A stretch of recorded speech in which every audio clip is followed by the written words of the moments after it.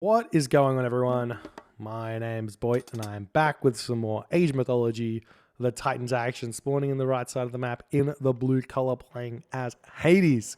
His name is Joe. His partners today in the green color, playing as Hades as well. His name is Skadi, and in the purple color, playing as Kronos. His name is Shelty, and together they make Team DoD, Deities of Death. Their opponents today in the teal color, playing as Zeus. His name is Icaro. In the red color, playing as Hades. His name is Nullus. And in the yellow color, playing as Zeus. His name is Gold Lion. And together they make the clan F2 or Fade 2. Yes, good, fantastic. So, the map is everyone's favorite map, Mediterranean. Mediterranean is a little bit more exciting in the team games than it is in the land 1v1s, in the 1v1s, because in 1v1s, what ends up happening, we just see the deconstruction here, what ends up happening is one player has to be super defensive, one player has to be super aggressive, and what ends up happening is the aggression can't happen, so they sit there like this for a lot of the time, a little bit of micro, that's it. But in the team games, if one player has to play super defensive, then that means that you can get doubles and triples very, very easily, because instead of playing in a surface area of this entire map, right, where if to get from this side of the map up to this top side of the map, you have a very long way to go. If you're fighting in the water, you go from here over to here incredibly fast. And if we just check this out for half a second, the speed of triremes is 6.0. So 6.0 speed is the speed of a raiding cavalry. So they've got crazy mobility on the water. And that is what the game is all about in those moments. Relics on the map. We'll see if any of these start getting grabbed at any point. We do see the nose of the Sphinx here. I don't want that one. That one's too much. That's the one I want. We've also got the Girdle of Hippolyta, which gives you the extra 5% hit points on your archers or archer variants, like throwing axemen. We've also got over here the Eye of Horus, an extra 2 population space per town center. This relic is a must grab. It's super good. 2 population means you can go up 6 caravan on your opponent and not have any problems there. So we'll see if that gets spotted or grabbed. We've got the Blanket of Empress Zoe, which is the negative 5% building crush vulnerability. And we do have another relic here. The Blue Crystal Shard, actually really, really good for the Atlantean players, because unlike the vanilla civilizations, the Atlanteans, they just get a flat 5%.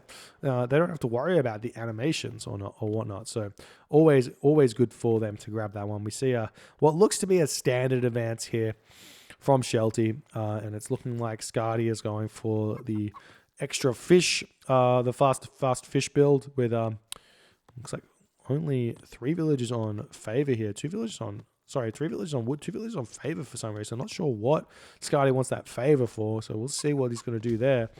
And Joe's going through Ares here.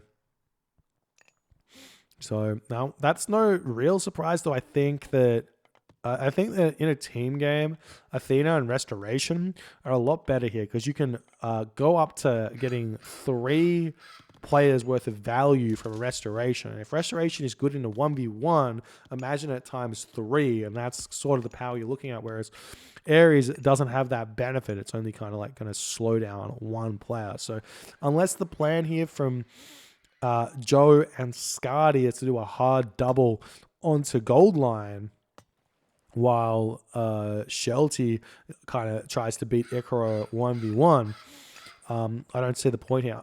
Potentially, maybe Joe can use Ares onto Icaro over here and slow him down a little bit more than he already has been, which could be an option. We do see that Icaro's spotting the temple here. A couple of oracles getting produced for Shelty as well, so he can cast the Valor there. Looks like I must have lost some oracles or in a different position here. And we'll start seeing those triremes coming for everyone. Valor coming through here for Shelty. Come in and try and push these villagers back, and do a nice job of it, actually. Got Athena in for Icaro with the Odysseus coming out, hand axe coming in as well. And once the Odysseus is out, this push does get really, really pushed back. We see the we do see the pestilence coming down onto Icaro here. So nice play here, doubling onto the player that Kronos is dealing with. So he's going to be losing out on all of that food income, though the Odysseus is going to be a nuisance to deal with. We see Nolus coming over with his trireme, though he should have to be very, very careful here. And we see Skadi now going for the double onto Icaro. So Joe's taken the difficult task here of beating a Athena, a restoration up Zeus with his Hades. And I believe that because you have the Cyclops, I don't know where the Cyclops has wandered. Maybe it got bolted. You basically, there it is. You basically have to bolt the Cyclops because you instead of a trireme. So that's the thing there. We see the deconstruction there, as well as Pestilence's over restoration coming in for Icaro to help these villagers get this dock up, and it's looking as if that is a complete waste. We see another restoration coming in here for Nullus as he is attempting to push these guys back, but it's just not going to work at all. We've got Nullus sending his Ajax over here as well, and Joe's just completely crushing Goldline on this location as well, and Shelty and Skadi can just completely decimate Nullus right now. The Bareems have got even more speed than is otherwise seen on those triremes with 7.25, so they can chase even faster. As we'll see him trying to push in and kill these off, doing a very, very nice job. Shelty and Skadi are, meanwhile, Joe trying to push in. He has managed to push Goldline back here. And it's looking as if these docks just not going to be able to come up for Icaro at all here. Got to be kicking himself for not getting that third dock up earlier. But them's the breaks there against Kronos. As we see Skadi sending in his own Cyclops. He looks like Skadi actually went Ares as well. I missed that. But Nola's going to clean that one up with the Minotaur. And Shelty's Bireme going to be moving forward here. We'll see what Icaro is going to be doing. If the water is going to get given up here, it is looking like water is getting given up. And Joe going to spot the town centers. Nice play here from Joe. Spots the town centers. You should go up to 3 town centers now. Play it nice and safe. Defend. Get your fish out. And feel absolutely fantastic about your life decisions. Temple now going to be going down for Shelty. We see the town center coming up for Icaro, going up 2 town centers here. I'm not surprised to see this one not going up just yet for Icaro, though. He probably doesn't have the resources. Actually asking for some of those at this point. It's not a bad idea if anyone else is floating them. But it's looking like Nolus is going to get his 3 town centers. And everyone's just going to grab town centers here. Generally speaking, it's completely fine to do so. A question is, when do you start building military? How much can you get away with in this matchup here? You've got double Hades, right? So they don't have that the Zeus pressure they might otherwise. And we see the Minotaur going to come in, try and deny this town center, but the Ajax will definitely clean that one up as the town center gets up. And the Minotaur does fall. These triremes still getting chased around. We see the trireme popping out here for Icaro for some reason. He's still building the trireme. Definitely not a great decision here, as we see some fishing ships getting built by Icaro, as he's like, maybe he can get some value out of having some more fish. As the Bareem's getting taken out, Skadi going to be able to help Shelty take down Nullus's trireme here. Doing nicely there. And we'll see where he's going to go. It looks like he's just going to keep running around, putting the pressure on Joe. Now going to push forward, going to take out some of Goldline's fishing ships here. And this is really smart from Fade 2 here. Getting the 3 town centers, trying to get as much fish as they possibly can to get this boom started, because they've got no real food here. So they can't really just go straight onto farms or produce from 3 town centers. So now with the extra added economy from sneaking those fishing spots, It's going to be really, really good for Fade 2 as they've got all the town centers. Skadi and Joe both 3 town centers. Shelty just getting his second one, so he does need to think about getting his third. We do see the Kodoskopos here from Ikaro already on that location here as Shelty going to attempt to push through. We do see a nice time shift here from Shelty. He's going to be looking for some sort of raids. Though the gold mine here from Ikaro still got 1,800 gold left in it. There's not really much else to raid here, though. We do see the Terma spawning some villages. I do love seeing the time shifts here as Chronos in these team games. It's super underutilized, and you can get right in behind your opponent without them having any idea. It's one of the only civilizations that can get a back build going when the map is completely walled off. So that is very, very good here. Now I see Shelty moving down to the bottom of the map, going to be looking to hit some of Ikaro's trireme that he's produced. So he's moving in, going to hit some of the fishing ships. Well, try to. He's just going to run around and just going to deflect it. It's a lot of resources to invest into trireme just as a deflection method, but maybe it's worth it because he gets those fishing ship out. He gets 9 fishing ship out, 10 fishing ships. So nice play here from Ikaro, and Nullus is going to be starting to build some buildings down on the bottom side of the map. All's coming up for Ikaro now as well, making sure he doesn't just straight lose. And even though DoD seemingly has won the water with that early game strategy there, it doesn't even matter here. And that's the beauty of these team game Mediterraneans. You basically guaranteed if the players play it well to go to the late game, to have a slog of a game. And I wouldn't be surprised if this game makes it that distance here, as the walls all getting set up for both teams here, as Ikaro wants them up.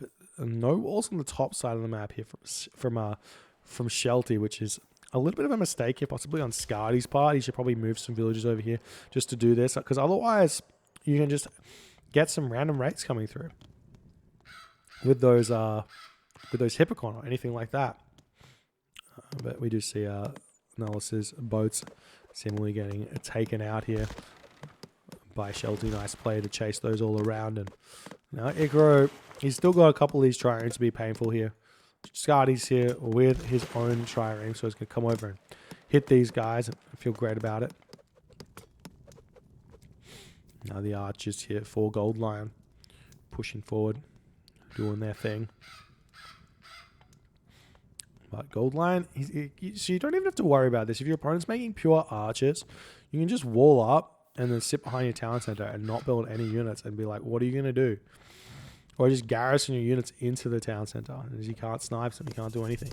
Apollo coming through for Gold Lion and Nullus at exactly the same time. So they do have the advantage there on the heroic age. Meanwhile, we've got Skadi going through Apollo as well, as we're seeing Shelty move into the back here with this back build from the buildings over here. He's going to be hitting Ikaro. He's doing a lot of damage, taking down Chiron, taking down Odysseus. This is huge from Shelty. This is not something that Ikaro wants to be seeing here. He wants to go up to 3 town centers, and he's getting denied by Shelty. It's all over him, and Nullus has got no units over here. All the units are on this location here. All the military buildings are here, and Nullus and Ikaro have just been completely destroyed here by these military buildings. It's really, really nice play from Shelty to sneak in here and make this work. He can't keep pushing in. The gold mine is about to expire, and there's only a gold mine here, and gold mine here, and all of these Shelty can definitely deny. And we see the Apollos coming through as well now, so Skadi can come over and help. Joe's going Apollo as well. So both of these players can get an underworld here into this back and just secure all of these gold mines that Ikaro is going to need, and you can get a complete gold staff onto Ikaro. He's trying to throw up more military buildings here as fast as he can to get going, but it's too little too late. Shelty has got the position here. He might want to consider just continuously spamming in more of these buildings through time shift, but he's not going for it. He's not getting into the next age just yet. Trying to get as many resources as he can, do as much damage as he can. Nice. A villager save there from Nullus. Maybe some walls over here just to cut Shelty off wouldn't be a bad idea. But now Nullus is in here. We see all these villagers attempting to take this town center, but there's just so many units here for Shelty. He's going to be losing a lot of those villagers And the Termin here can snipe those Toxotes so quick. Really nice focus fire here from Shelty. As the hoplites now taking out all of Ikaro's villages. As these villages seem to be a little bit of a mental boom here from Ikaro. He definitely shouldn't be taking this fight with the villagers. There's just a lot of purple units here. And even if he wins the fight in the end, he just goes down so many. And Shelty's going to be able to just continue here as he likes. But it does look like Ikaro manages to hold on here with the help of Nullus. Meanwhile, at the other side of the map, we see the fortress coming up for Joe. We've got Hephaestus coming through for Skadi, and Joe's going for Artemis here. It's an interesting decision because Artemis is a very all in the late game because you don't get those that plenty vault that you kind of need, those Colossus. Though against Zeus, maybe it's not that bad of an idea. Get the Chimera into your army. Bellerophon, not that good against those Mythic Age units. And the Earthquake is going to give him all of this location here just to hold for himself. So we'll see if that's going to matter or not. And now it's looking like Shelty, he did a bunch of damage, but he's now kind of throwing it a little bit. He needs to stop fighting here. Maybe just leave this location in here. Put some units into, or sneak some units into the back of the base here, and continue this line of sight advantage he has. But that's not happening. We see the Heroic Edge popping in here for Shelty. Not sure what happened. Maybe his temple fell, so he didn't get the upgrade there. But Hephaestus coming in for Nullus now. You see something going on over here. Trader from Shelty grabbing the Manticore. It's actually kind of huge to use that over here because there's no heroes. So this Manticore will do tons of splash damage with that special. Plenty of ult coming down for Skadi. He does have his Underworld, but so does the opponent. So the Underworlds kind of cancel each other out. And there's the Earthquake coming in, killing down the fortress, killing off all of these buildings here. And now Joe can just push through. Gold Lion going to be on the back foot. Joe got such an advantage. Gold Lion deciding to tap out here. Nullus and Ikaro will follow suit very, very shortly. Joe's Hades just too strong in this game with the early Artemis and no building upgrades. Gold Lion did not see that coming at all. Counter to Artemis is simply put, you just get Masons, you get Architects. If you can see it coming, get those upgrades. And he uses Earthquake. He goes, why did everything die? Feels bad about it. But this Earthquake, absolutely huge. Gives Joe all of the advantage he needs. Shelty, a really, really nice play. I loved Shelty's play here. Comes in, distracts Ikaro, and Ikaro couldn't get his third town center up. He couldn't get to the Heroic Age. He couldn't do anything to help out his team.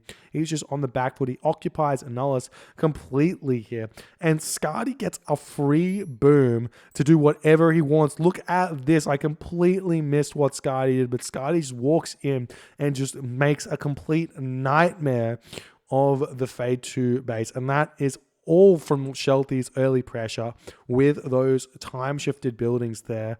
That allows Skadi to do whatever he wants this game, and that is it. So, GG, well played by DoD, going up 2-0. They just need 3 wins to win this best of 5. So we'll see if they can get it in the next game. If you guys are enjoying these games, please consider hitting the follow on the Twitch. If you're on the YouTube, hit that subscribe button. Hit the like button as well, because that helps, I think. Anyways, see you in the next game.